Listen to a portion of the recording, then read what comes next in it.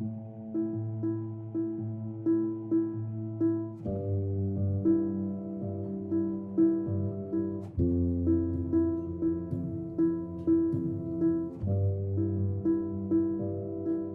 Hannah Willow and I'm an artist and a silver jewellery maker. I live in the Wiltshire countryside on a big organic farm right next to a really ancient apple orchard, which is lovely. It's all full of lots of gnarly old trees.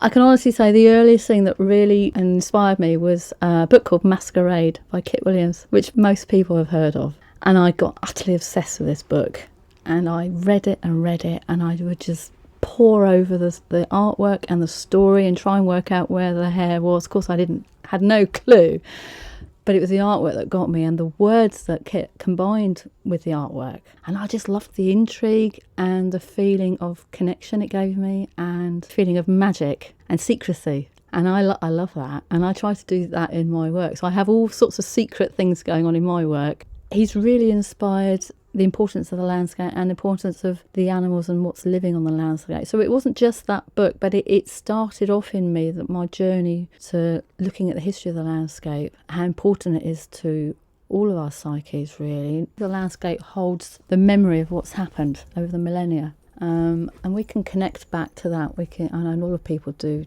ancestor work, but I think it's more than that. I think all the rivers and the hills, they hold the history, they hold the memory of what's been and what's important, and how we can connect into that to ground ourselves and remove ourselves from the superficial every day. And I think our lives in this century certainly have got very superficial. I walk a lot around the landscape here in Wiltshire, and I find the Wiltshire is a very ancient landscape and there's a lot of sacred sites here. And you can hear skylarks and crows, and that usually brings me back into myself, and I can reconnect and work out what it is I want to do when I get back home in the studio.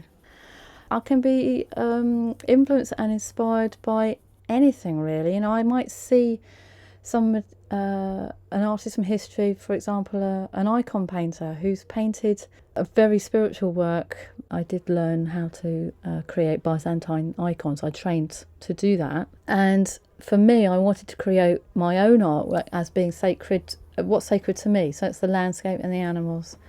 And I've brought the gold in because in Byzantine painting, gold signifies spirit and sacred things. I'm influenced by all sorts of things. There's a huge interest in hares because of the stories of the witch hares and the transformations, and the hare is very connected to the goddess and the moon. In cultures worldwide, you'll see stories of the hare, the moon, the goddess. There's something very ethereal about hares, and they're very liminal creatures, I think. You know, they're quite hard to see, but once you see it, you can't believe that you couldn't see it, if you know what I mean. They're very present in the landscape here where I live. It's almost like they're with us, but they're in a parallel universe at the same time. They're really interesting creatures, I think.